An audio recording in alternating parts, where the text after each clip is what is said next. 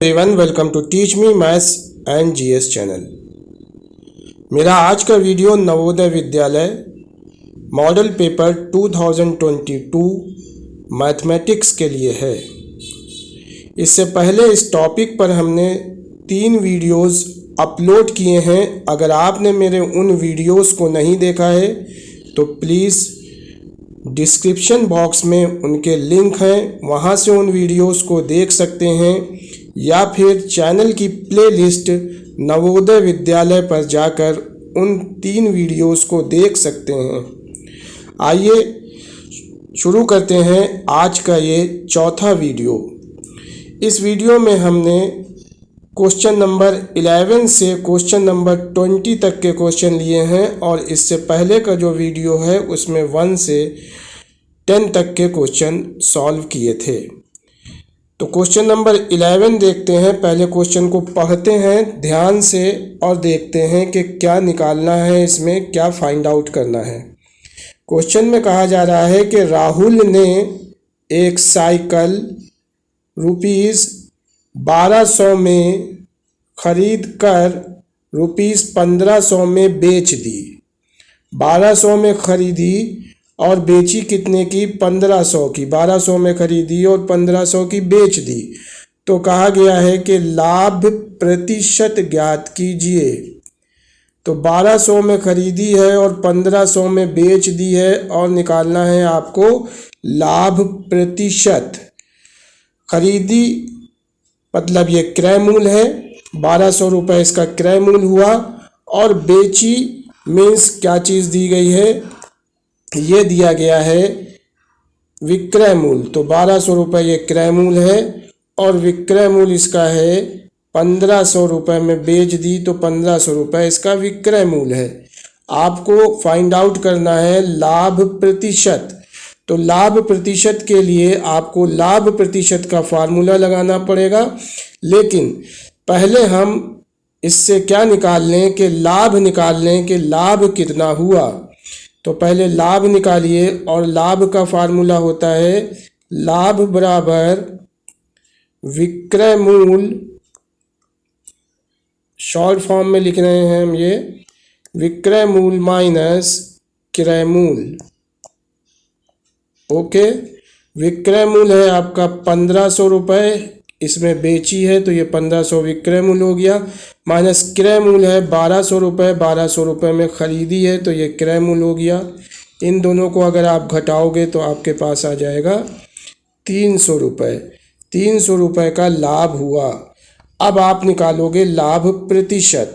तो लाभ प्रतिशत निकालने के लिए लाभ प्रतिशत का फार्मूला लगा दो, और लाभ प्रतिशत बराबर होता है, ये फार्मूला आपको याद होगा, लाभ प्रतिशत बराबर लाभ बटे क्रय मूल्य इंटू 100। ये लाभ प्रतिशत का फार्मूला है। अब यहाँ पे आप वैल्यू रख दीजिए। तो आप देखिए लाभ कितना दिया गया है, निकाल लिया है हम लोगों ने 300। ये लाभ की जगह पे रख दीजिए 300 अपॉन क्रय मूल्य। क्रय मूल्य आपका दिया गया है, कितना दिया गया है? क्रय मूल्य दिया गया है 1200 रुपये। 1200 यहाँ पर रख दीजिए, 1200 और इंटू 100 फार्मूले में है, वो ऐसे ही रख दिया, और इसको कैंसिल कर लेते हैं।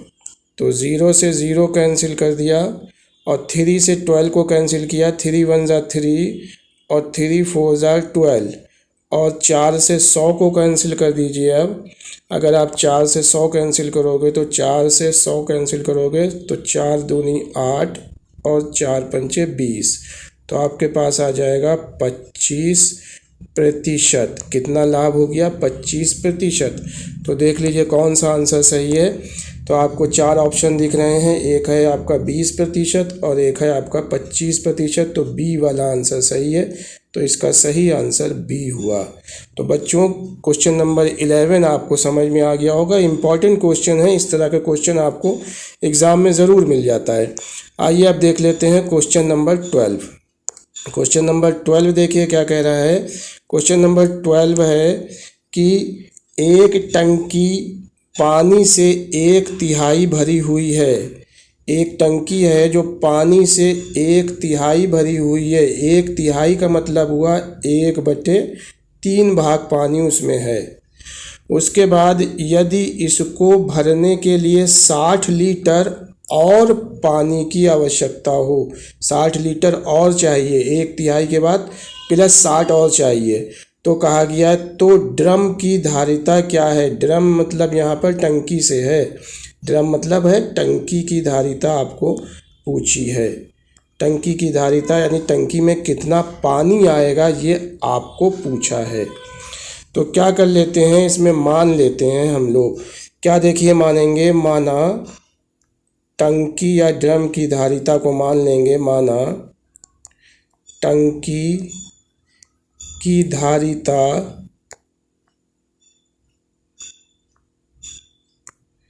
बराबर x लीटर, टंकी x लीटर की है। ओके, अब 1/3 टंकी भरी हुई है, मतलब 1/3x ये भरी हुई है।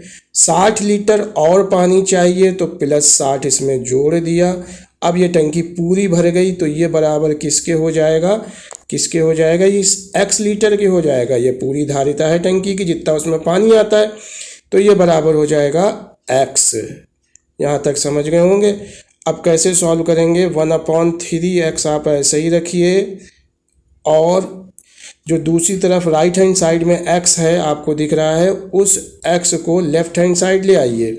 तो इस x को लेफ्ट हैंड साइड लाएंगे तो माइनस का x हो जाएगा, इज इक्वल टू लगाइए, और 60 आपका लेफ्ट हैंड साइड बचा हुआ है, इस 60 को राइट हैंड साइड ले आइए तो ये हो जाएगा -60, और इसको अब सॉल्व कर लेंगे। तो आइए सॉल्व करते हैं। पहले जो बचेगा हम पहले उसको लिख लेते हैं। अपने पास बच गया है 1/3x minus x is equal to -60, जो पिछले पेज पे था। अब यहाँ पर इसको सॉल्व करेंगे। 1 नीचे रखिए और एलसीएम ले लीजिए। 3 और 1 का एलसीएम 3 आ जाएगा, और इसको सॉल्व करेंगे तो 3 से 3 को डिवाइड करोगे आप तो 1 आएगा, और 1 का x में मल्टीप्लाई करोगे x आ जाएगा। -1 का 3 में डिवाइड करोगे तो 3 आएगा, और 3 का ऊपर x में मल्टीप्लाई करोगे तो 3x आ जाएगा, इज इक्वल टू -60। ऐसे ही रहा। अब आप देखें x में -3x घटाओगे, तो x में -3x घटाओगे तो आपके पास आ जाएगा -2x/3 नीचे वाला, इज इक्वल टू -60। ऐसे ही रहा। अब देखिए x माइनस दोनों साइड में है, 2x के साथ भी है और 60 के साथ भी है, तो दोनों तरफ से माइनस माइनस कैंसिल हो गया। अब आपके पास क्या बच गया है, 2x/3 इज इक्वल टू 60। अब आप कर दीजिए क्रॉस मल्टीप्लाई। क्रॉस मल्टीप्लाई करोगे तो 2x का 1 में मल्टीप्लाई हो जाएगा और 3 का 60 में मल्टीप्लाई हो जाएगा। तो कितना बच जाएगा आपके पास, 2x का 1 में मल्टीप्लाई होगा तो 2x बच जाएगा, इज इक्वल टू 60 का 3 में मल्टीप्लाई होगा तो आ जाएगा 60 × 3। आपको यहाँ से x की वैल्यू फाइंड आउट करनी है, इसलिए x इज इक्वल टू हो जाएगा 60 × 3 x के साथ जो 2 था वो नीचे आ जाएगा। अब इसको कैंसिल कर दीजिए, 2 × 1 = 2, 2 × 3 = 6 और 0 का 0, x इज इक्वल टू 30 × 3 बच गया। बच्चों 30 × 3 का आप मल्टीप्लाई कर दीजिए और 30 × 3 हो जाएगा 90 लीटर। ये x की वैल्यू आ गई, और आपने x को ही माना था टंकी की धारिता, तो टंकी की धारिता हो गई 90 लीटर, यानी 90 लीटर टंकी में पानी आएगा। देख लेते हैं आंसर कौन सा सही है। 90 किस में है, 90 देखिए आपको दिख रहा होगा, आंसर बी सही है, 90 लीटर। ये बी आंसर इसका सही है। ये क्वेश्चन आपको समझ में बच्चों आ गया होगा। अच्छा क्वेश्चन है, इंपॉर्टेंट क्वेश्चन है, इसको एक बार आप फिर से लगाएंगे। आइए अब देख लेते हैं क्वेश्चन नंबर 13। क्वेश्चन नंबर 13 पढ़ते हैं। क्वेश्चन नंबर 13 भी इम्पॉर्टेंट क्वेश्चन है बच्चों, इस तरह का क्वेश्चन अक्सर आता रहता है। क्वेश्चन कहा जा रहा है कि निम्न संख्याओं में अभाज्य संख्याओं का योगफल क्या होगा। तो नीचे कुछ संख्याएं दी गई हैं, इनमें से अभाज्य संख्याएं आपको छांटनी है और उसके बाद उनका योगफल निकाल लेना है, यानी उनको जोड़ देना है। तो अभाज्य संख्या चलिए निकालते हैं। अभाज्य संख्या क्या होती है आपको मालूम होगा। अभाज्य संख्या वो होती है जिसका भाग स्वयं से जाता है, किसी और से भाग ना जाए, वो स्वयं से ही भाग जाए या स्वयं से ही विभाजित हो, तो उसे अभाज्य संख्या कहते हैं। या फिर 1 से विभाजित हो, तो 1 से तो सभी संख्या विभाजित हो जाती हैं, लेकिन स्वयं से विभाजित होने वाली संख्या अभाज्य संख्या होती है। अब यहाँ पर देख लेते हैं कि स्वयं से विभाजित होने वाली कौन कौन सी संख्याएं हैं। पहली संख्या, पहला नंबर लिखा हुआ 17। 17 स्वयं से विभाजित होता है, किसी और से नहीं विभाजित होता, इसलिए एक 17 नंबर हुआ। नीचे लिख लीजिए 17 अभाज्य संख्या है। अब 8 देखिए, 8 आपका 2 से विभाजित है और 4 से विभाजित है, इसलिए अभाज्य नहीं है। उसके बाद लिखा हुआ है 21। 21 आपका काहे से विभाजित है? 21 भी आपका विभाजित है 3 से और 7 से, इसलिए ये नहीं है। उसके बाद लिखा हुआ है बच्चों 13। 13 आप देखिए काहे से विभाजित है? सिर्फ 13 से ही 13 विभाजित होता है, इसलिए 13 इसमें अभाज्य संख्या है। उसके बाद लिखा हुआ है 41। 41 भी 41 से ही विभाज्य होता है, इसलिए 41 अभाज्य संख्या है। उसके बाद है 2 से विभाजित होता है, इसलिए 2 भी अभाज्य संख्या है। उसके बाद 27 है। 27 3 से विभाजित है, इसलिए नहीं है। 9 से भी विभाजित है, इसलिए नहीं है। अब है 31। 31 सिर्फ 31 से ही विभाजित होता है, इसलिए 31 है। उसके बाद है 51। 51 17 से विभाजित हो जाता है, इसलिए ये नहीं है। अब हम लोग क्या करें, इन सब का जोड़ निकाल लें, यानी इन सब का टोटल निकाल लें। तो सब में प्लस लगा लीजिए, 17 प्लस 13 प्लस 41, 41 प्लस 2 और प्लस 31। जब आप इन सब को जोड़ोगे तो आपके पास आ जाएगा 104 और इसका सही आंसर आपका होगा 104, यानी ए ऑप्शन इसका सही होगा। ये क्वेश्चन आपके समझ में आ गया होगा। आइए अब देख लेते हैं क्वेश्चन नंबर 14। क्वेश्चन नंबर 14 क्या कह रहा है? बॉल्ट-मॉस का क्वेश्चन है ये, और इसको हम लोग बॉल्ट-मॉस रूल से सॉल्व करेंगे। अब बॉल्ट-मॉस रूल क्या होता है पहले हम आपको बता दें। बॉल्ट-मॉस रूल BODMAS, ये बॉल्ट-मॉस रूल है, इसको समझ लीजिए। बी फॉर होता है ब्रैकेट, जो कि इस क्वेश्चन में नहीं है, इसलिए हम ब्रैकेट को सॉल्व नहीं करेंगे। ओ फॉर होता है ऑफ, तो अगर आप इस क्वेश्चन में देखें तो कहीं भी ऑफ नहीं लिखा हुआ है, इसलिए ऑफ को भी सॉल्व नहीं किया जाएगा। नंबर 3 पे है यहाँ पर डी फॉर होता है डिवाइड, और इस क्वेश्चन में देखिए डिवाइड लिखा हुआ है, ये देखिए डिवाइड लिखा हुआ है, तो डिवाइड को सॉल्व करना है, तो 1 नंबर पे आपको डिवाइड सॉल्व करना है। फिर होता है एम फॉर होता है मल्टीप्लाई, तो आप देखिए मल्टीप्लाई भी इस क्वेश्चन में है, तो 2 नंबर पे आपको मल्टीप्लाई को सॉल्व करना है। फिर उसके बाद है ए फॉर होता है ऐड, और ऐड यानी जोड़। आप देखिए इस क्वेश्चन में जो आपको क्वेश्चन सामने दिख रहा है, इसमें कहीं पे भी ऐड नहीं है, इसलिए ऐड वाला सॉल्व नहीं होगा। उसके बाद होता है एस फॉर होता है सब्ट्रैक्ट। सब्ट्रैक्ट देखिए आपके क्वेश्चन में सब्ट्रैक्ट हैगा, ये देखिए माइनस का साइन लगा हुआ है 15 के बाद, 15 माइनस 15, तो ये सब्ट्रैक्ट है, तो 3 नंबर पे आप सॉल्व करेंगे सब्ट्रैक्ट को। तो आइए अब क्वेश्चन को सॉल्व करते हैं। पहले क्वेश्चन उतार लेते हैं। क्वेश्चन है 15 minus 15 divided by 15 into 6 is equal to x. X का मान आपको निकालना है, तो इस पूरे को अगर आप सॉल्व कर लोगे तो एक्स का मान निकल ही आएगा, यानी यहाँ से लेके यहाँ तक सॉल्व कर लेंगे तो एक्स का मान निकल ही आएगा। तो आइए सॉल्व करते हैं। तो पहले नंबर पे डिवाइड सॉल्व होना है। डिवाइड किसके किसके बीच लगा है? 15 और 15 के बीच लगा है, तो 15 से 15 में डिवाइड होगा। ये आगे वाला 15 ऐसे ही लिखा, माइनस 15 से 15 में डिवाइड किया 1 आया, इंटू 6 को ऐसे ही उतारा, बराबर एक्स। अब क्या है, 2 नंबर पे कौन सी चीज़ सॉल्व होना है? 2 नंबर पे देखिए क्या सॉल्व होना है, मल्टीप्लाई। अब मल्टीप्लाई सॉल्व करोगे तो मल्टीप्लाई किसके किसके बीच में है? 1 और 6 के बीच में है, तो 1 से 6 को मल्टीप्लाई कर दोगे, तो 1 से 6 को मल्टीप्लाई करोगे 6 आ जाएगा, बराबर एक्स। फिर ऐसे ही लिखेंगे। अब मल्टीप्लाई सॉल्व हो गया है। अब 3 नंबर पे आए, तो 3 नंबर पे सॉल्व करना है सब्ट्रैक्ट, यानी दोनों को घटाना है। अब आप इनको आपस में अगर घटा दोगे तो 15 में 6 घटा दोगे, आपके पास आ जाएगा 9 बराबर एक्स। तो आपके पास आ जाएगा 9 बराबर x, यानी x की वैल्यू 9 आ गई। तो बच्चों देखिए कौन सा आंसर सही दिख रहा है आपको, तो आपको दिख रहा होगा इसका सही आंसर है बी। बी सही आंसर है, तो इसका सही आंसर बी हुआ। ये क्वेश्चन भी आपको समझ में आ गया होगा। आइए अब देख लेते हैं क्वेश्चन नंबर 15। क्वेश्चन नंबर 15 देखिए क्या कह रहा है। क्वेश्चन नंबर 15 परसेंटेज का क्वेश्चन है, प्रतिशत का क्वेश्चन है। इसमें हम लोगों को प्रतिशत ज्ञात करना है। पहले क्वेश्चन पढ़ लेते हैं। क्वेश्चन में कहा जा रहा है कि 175 ग्राम में 10% का 5% बराबर है। तो इसमें प्रतिशत का साइन हटा देंगे और इसको सॉल्व कर लेंगे। पहले क्वेश्चन उतारते हैं। 175 ग्राम में 10% का 5%, इसको सॉल्व करना है। तो 175 ग्राम ऐसे ही रखा, में की जगह पे इंटू रखा, इंटू 10% का निशान हटाया 100 हो गया, फिर गुणे 5% का निशान हटाया 100 हो गया। और अब एक इस ज़ीरो से नीचे वाले ज़ीरो को काट दिया, तो ऊपर से आपका बच जाएगा 175 गुणे 5, और नीचे से आपका बच जाएगा बच्चों, क्या बच जाएगा 10 गुणे 100 यानी 1000।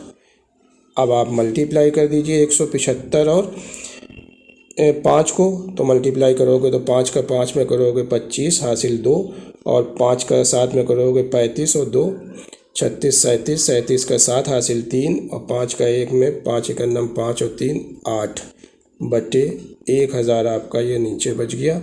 अब बच्चों 1000 से अगर भाग दोगे तो किसी भी संख्या में 1000 से 100 से या 10 से भाग होता है, तो आप जितने ज़ीरो उस संख्या में होते हैं उतने के बाद दशमलव लगा दें। तो 1000 में 3 ज़ीरो होते हैं, तो ऊपर वाली गिनती लिखिए और लिखने के बाद 3 के बाद दशमलव लगा दीजिए।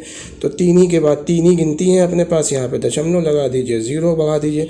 तो 0.872 ये सही आंसर है, और सही आंसर आपको दिख रहा है बी सही आंसर है। इसका भी आंसर बी सही है। ये क्वेश्चन भी आपके समझ में आ गया होगा। आइए अब देख लेते हैं क्वेश्चन नंबर कौन सा 16। क्वेश्चन नंबर 16 देखिए क्या कह रहा है। क्वेश्चन नंबर 16 है कि पहली 10 विषम संख्याओं का योगफल ज्ञात कीजिए। विषम संख्याओं, तो आपको विषम संख्याएं मालूम होना चाहिए। अगर आपको विषम संख्याएं मालूम हो तो आप 10 विषम संख्या लिखो और लिखने के बाद उनको जोड़ दो। तो विषम संख्या कौन सी होती है? विषम संख्या जो होती है वो होती है जो जिसका भाग 2 से ना जाए, वो विषम संख्या होती है। तो विषम संख्या 1 से शुरू होती है। एक विषम संख्या 1 होती है, उसके बाद 3 होती है, 3 के बाद 5, 5 के बाद 7, 7 के बाद 9, 11 और उसके बाद 13, 13 के बाद 14 नहीं 15, 15 के बाद 16 नहीं 17, और 17 के बाद 18 नहीं 19। गिन लीजिए, देखिए 19 है ये। गिन लीजिए कितनी हो गई ये। तो आप जब इसको गिनोगे तो ये हो जाएंगी आपकी 10। गिनिए 1 2 3 4 5 6 7 8 9 10। इन सबको आपको जोड़ देना है। तो आप इन सबको जोड़ दीजिए, सब में प्लस लगा देते हैं बीच में और इनको जोड़ देते हैं। 5 + 7 + 9, 9 + 11 + 13 + 15 + 17 + 19। जब आप इन सबको जोड़ोगे बच्चों तो इसका आंसर आपको 100 मिल जाएगा। और आप देखिए कौन सा आंसर इसमें सही है, डी आंसर सही है। तो डी इसका ऑप्शन सही है। 16 क्वेश्चन समझ में आ गया होगा, इजी क्वेश्चन था। क्वेश्चन नंबर 17 देखते हैं। क्वेश्चन नंबर 17 है कि एक हार है जिसका भार दिया गया है 25 ग्राम और 35 मिलीग्राम। उसके बाद एक चूड़ी है जिसका भार दिया गया है 15 ग्राम 5 मिलीग्राम, और एक अंगूठी है जिसका भार दिया गया है 10 ग्राम और 450 मिलीग्राम।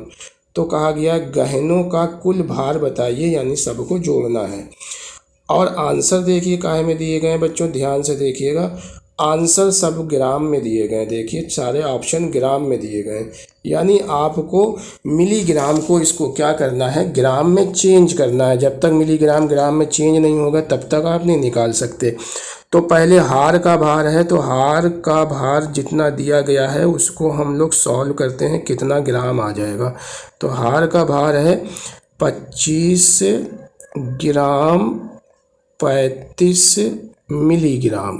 ओके, अब आप इसको अगर सॉल्व करोगे तो 25 ग्राम तो ग्राम में है ही, उसको तो ऐसे ही रहने दो, और आपको 35 मिलीग्राम को चेंज करना है, काहे में, ग्राम में। तो 35 मिलीग्राम को ग्राम में अगर चेंज करोगे तो आपको ग्राम और मिलीग्राम का मालूम होना चाहिए, कितने ग्राम कितने किलोग्राम कितने ग्राम मिलीग्राम के बराबर होता है। तो 1 ग्राम बराबर होता है 1000 मिलीग्राम। आपको चेंज करना है 35 मिलीग्राम को, तो 35 मिलीग्राम बराबर हो जाएगा 35/1000 या 35 भागे 1000 से भाग कर देंगे, ये ग्राम में हो गया। अब 1000 से अगर आप इसको भाग करोगे तो 3 के बाद दशमलव लगा दो, तो 35 में तो दो ही गिनती हैं, तो 1 0 अपने आप से बढ़ाओ और दशमलव लगा दो, तो 1000 से ये भाग हो गया, ये ग्राम में चेंज हो गया। तो 0.035 यहाँ पर आप क्या करो 0.035 और जोड़ दो, तो कुल मिला के आपके पास आ जाएगा 25.035 ग्राम। ये हार का भार आ गया। बच्चों समझ गए होंगे इसको। अब इसी प्रकार आपको क्या करना है, इसी प्रकार आपको चूड़ी का भार और अंगूठी का भार भी ग्राम में बदल के जोड़ देना है। तो आपको याद रखना है 25.035 आपका आ गया है। आइए अब निकालते हैं चूड़ी का भार। चूड़ी है 15 ग्राम 5 मिलीग्राम की, 15 और 5, तो चूड़ी का भार है 15 ग्राम और 5 मिलीग्राम। तो इसको भी आप चेंज करो, 15 का तो 15 रहने दिया, दशमलव 5 मिलीग्राम, तो 3 के बाद इसमें आप दशमलव लगाओगे तो क्या बन जाएगा, ये 5 में तो एक ही गिनती है, तो 2 0 आगे बढ़ाओ और दशमलव लगा दो, तो ये ग्राम में चेंज हो गया।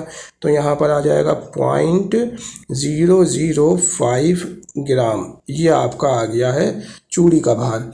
अब कौन सा दिया गया है, चूड़ी के बाद दिया गया है आपको अंगूठी। अंगूठी है 10 ग्राम 450 मिलीग्राम की, 10 ग्राम 450 मिलीग्राम की है, तो 10 ग्राम 450 मिलीग्राम, इसमें भी वही काम करेंगे हम लोग कि 450 मिलीग्राम को ग्राम में चेंज कर लेंगे। तो 450 को 3 के बाद दशमलव लगा देंगे, यानी 1000 से भाग करेंगे तो दशमलव 3 ही गिनती हैं और ये लग जाएगा। आगे 0 बढ़ा सकते हो, ये ग्राम में चेंज हो गया, तो ये कुल मिला के आ जाएगा 10.450 ग्राम। तो सारे के सारे आपने देखे कि ग्राम में चेंज हो गए। अब ये सबको क्या करो आपस में जोड़ दो। तो पहला वाला जो था अभी हम उसको बाद में लिख रहे हैं, पहले दूसरा वाला लिख लें। दूसरा वाला है 15.005 ग्राम। तीसरा वाला है आपका 10.450, यह है आपकी अंगूठी। ओके, अब देख लीजिए हार का भार। हार का भार है, ये देखिए क्या दिया गया यहाँ पे, हार का भार 25.035, ये हम लोगों ने चेंज करा था, ये भी वहाँ पे जोड़ दें 25.035, 25.035 ग्राम। अब आप इसको अगर आप जोड़ोगे कुल भार निकालने के लिए तो ग्राम का ग्राम हो गया, 5 और 5 10, 10 का 0, हासिल लगा 1, 3 और 1 4, 4 और 4,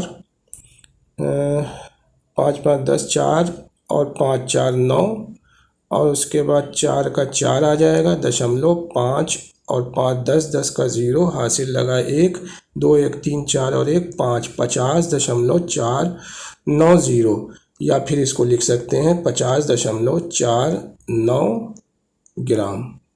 तो अब देख लें कौन सा आंसर है, 50.49 कौन सा आंसर है, 50.49। तो बच्चों आपको दिख रहा होगा 50.49 है आपका आंसर, बी सही है। तो इसका आंसर हो जाएगा बी। ये क्वेश्चन भी आपको 70वां समझ में आ गया होगा। अब आइए देखते हैं क्वेश्चन नंबर 18। क्वेश्चन नंबर 18 देखिए क्या है बच्चों। हाँ, क्वेश्चन नंबर 18 थोड़ा सा अलग टाइप का है। इसको पहले क्वेश्चन को समझ लेते हैं कि ये किस तरह से दिया गया है। इसमें आपको लग रहा है कि दो दो ऑप्शन दिए गए हैं, वैसे ऐसा है नहीं। क्या क्वेश्चन कह रहा है? क्वेश्चन कह रहा है विभिन्न प्रकार के कपड़े के निम्न दर पर उपलब्ध है। तो ये कपड़े हैं विभिन्न प्रकार के जो निम्न दर पर हैं। कौन कौन सी दर दी है? एक दिया हुआ है आपका 23 मीटर और 460 का। 23 मीटर कपड़ा रुपये 460 रुपये का मिलता है। और दूसरा इसमें आपको दिया गया है 28 मीटर जो है वो 912 रुपये का मिलता है बी वाले में। और सी में दिया गया है आपका, सी में क्या दिया गया है बच्चों? सी में दिया गया है कि 15 मीटर ₹375 का है। और डी में दिया गया है 18 मीटर ₹996 का है। ये चार कपड़ों की दरें दी गई हैं। इन चारों कपड़ों की दरों को आप अलग अलग निकालोगे और निकालने के बाद जो सबसे कम होगी वो नीचे ये चार ऑप्शन दिए गए हैं। जैसे ए में ऑप्शन डी है और बी में ऑप्शन सी है और सी में ऑप्शन ए है और डी में ऑप्शन बी है। यानी इनमें से जो सबसे कम होगा वो इसमें से आप निशान यहाँ पर लगाओगे। ए बी सी डी जो कैपिटल लेटर में लगा है वहाँ पे निशान लगाना है। तो अब हम लोग क्या करें कि 23 मीटर कपड़ा कितने का मिलता है? 460 रुपये का मिलता है, ए वाले में दिया है। तो 1 मीटर कपड़ा निकाल लेते हैं कितने का मिलेगा। तो 1 मीटर अगर आप इसमें से कपड़ा निकालोगे तो 1 मीटर मिलेगा 460/23। और 23 से 460 को अगर काटोगे तो ये 2 बार कैंसिल हो जाएगा, 20 आ जाएगा। 20 रुपये का 1 मीटर कपड़ा मिलेगा। सबका हम लोग 1-1 मीटर निकालेंगे। ये आया आपका ए वाले का। अब हम लोग निकाल लेते हैं बी वाला जो है। बी की जो दर दी थी स्मॉल बी, 38 मीटर कपड़ा 900 कितने का मिल रहा है? 12 रुपये का। तो 1 मीटर इसमें से कितने का मिलेगा? तो 1 मीटर मिलेगा आपका 912/38। और 38 से अगर 912 को काटोगे तो 2 बार जाएगा और फिर 4 बार जाएगा, यानी 24 रुपये आ जाएगा बी वाले में। अब आप सी वाले को देखो तो सी में क्या है बच्चों? सी में है 15 मीटर। देखिए 15 मीटर कितने का मिल रहा है? 375 का मिल रहा है। तो 15 मीटर यानी 1 मीटर इसका मिलेगा। 1 मीटर हो जाएगा आपका 375/15। और 15 से इसको अगर आप कैंसिल करोगे तो 15 दूनी 30 और 15 पंचे 75, 25 रुपये आ जाएगा। ये सी का आया। अब इसमें से आप डी निकाल लो। डी वाला देखिए क्या है बच्चों? डी वाला आपको दिख रहा है, डी वाला है 18 मीटर 396 रुपये का। तो इसका 1 मीटर अगर आप निकालोगे तो 1 मीटर कपड़े का दाम इसका आ जाएगा 396/18। और 18 से 396 को काटोगे तो 18 दूनी 36 होगा और 3 बचेगा, 18 दूनी 36 होगा, यानी आपके पास आ जाएगा 22 रुपये। 22 रुपये। अब आप देख लो इसमें से सबसे कम रुपए किसके हैं। अब ए को पहले देखते हैं। ए देखिए, ए है आपका 20 रुपये। फिर बी देखिए, बी है आपका 24 रुपये। फिर सी देखिए, सी है आपका 25 रुपये, ठीक है। और डी देखिए, और डी है आपका 22 रुपये। तो सबसे कम आपको दिख रहा होगा 20 रुपये सबसे कम है, 20 रुपये। और 20 किसका है? ए वाले का। तो इसका आंसर ए सही है। और ए किस में है आपके ऑप्शन में? डी, कैपिटल ए डी है। बी वाले में ऑप्शन में सी है और सी वाले में ए आंसर सही है। तो ये ए सही हुआ। बच्चों समझ में आ गया होगा। ए वाला जो है इसमें वो दर सबसे कम होगी। तो आंसर कौन सा सही हुआ? इसका सही आंसर आपका हो गया सी। ऑप्शन नंबर सी इसका सही आंसर है, जिसमें ए दिया गया है। ये बच्चों समझ में आ गया होगा क्वेश्चन। आइए अब देख लेते हैं क्वेश्चन नंबर 19। क्वेश्चन नंबर 19 क्या है? कहा गया है कि निम्नलिखित में से कौन 25 के बराबर नहीं है। ध्यान दीजिएगा, 25 के बराबर है नहीं, कहा है नहीं है। तो इसमें 4 ऑप्शन है, इनको सबको चेक करेंगे कौन सा 25 के बराबर नहीं है। तो पहला वाला देखिए, चेक करिए। पहले क्या है? पहले है आपका 50 माइनस और 100 डिवाइडेड बाई 4, 4 से अगर 100 को डिवाइड करोगे तो आ जाएगा आपके पास 25, और 25, 50 में 25 घटाओगे तो आपके पास 25 आ जाएगा। तो ये तो बराबर है, यानी ये नहीं है। अगला चेक करते हैं। अगले में है पहले 20 प्लस लगाया और फिर 4 और 20 को भाग दिया, 4 से 20 को भाग दोगे तो 5 बार चला जाएगा, तो ये भी 20 में 5 जोड़ दोगे तो ये भी 25 आ जाएगा। ये भी ऑप्शन नहीं है। सी चेक करते हैं। सी में पहले है 10, 10 ऐसे ही लिखा, प्लस और फिर है 5 इंटू 2, 5 इंटू 2 भी 10 हो गया, प्लस फिर उसके बाद है 10 माइनस 5, 10 माइनस 5 हो गया 5। इन सब को जोड़ोगे तो 10, 10, 20 और 5 25, ये भी 25 हो गया, यानी ये भी ऑप्शन नहीं है। तो अब एक ही बचा है डी, यही ऑप्शन होगा। अब इसको भी सॉल्व कर लो तो ये आंसर तो डी ही सही है इसका। इसको सॉल्व करो, देखो क्या होता है। इसको सॉल्व करोगे तो 24 का 24 उतर गया, और उसके बाद 2 गुणे 3, 2 गुणे 3 में सॉरी 2 गुणे 1 में मल्टीप्लाई करोगे तो 2 आ जाएगा, और इसको आपस में जोड़ोगे तो 24 और 2 हो जाएगा 26। बाकी देखिए सब 25 आए थे और ये 26 आया है, जो 25 नहीं है। तो डी ऑप्शन इसका सही है। अब आइए क्वेश्चन नंबर 20 और लास्ट क्वेश्चन देख लेते हैं। क्वेश्चन नंबर 20 क्या कहता है। क्वेश्चन नंबर 20 कह रहा है कि यदि आयताकार खेत जिसकी विमाएँ 64 मीटर और 36 मीटर हैं, विमाएँ का मतलब एक इसमें क्या है, एक इसमें है लंबाई यानी एल, और एक इसमें है चौड़ाई यानी ब्रेड। उसके बाद क्या कहा जा रहा है, एक आयताकार खेत की विमाएँ 64 मीटर और 36 मीटर हैं का क्षेत्रफल, यानी आयताकार खेत का क्षेत्रफल वर्गाकार खेत के क्षेत्रफल के बराबर हैं, दोनों इक्वल हैं। वर्गाकार खेत का क्षेत्रफल बराबर है आयताकार खेत के क्षेत्रफल का। तो कहा गया है कि वर्गाकार खेत की भुजा मीटर में होगी, वर्गाकार खेत की भुजा मीटर में बतानी है। अब क्वेश्चन में जो गिवन है पहले वो करते हैं। क्वेश्चन में कहा गया है कि वर्ग का क्षेत्रफल या वर्गाकार खेत का क्षेत्रफल, खेत का क्षेत्रफल बराबर है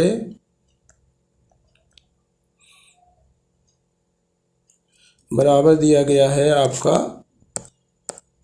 आयताकार खेत का क्षेत्रफल, आयताकार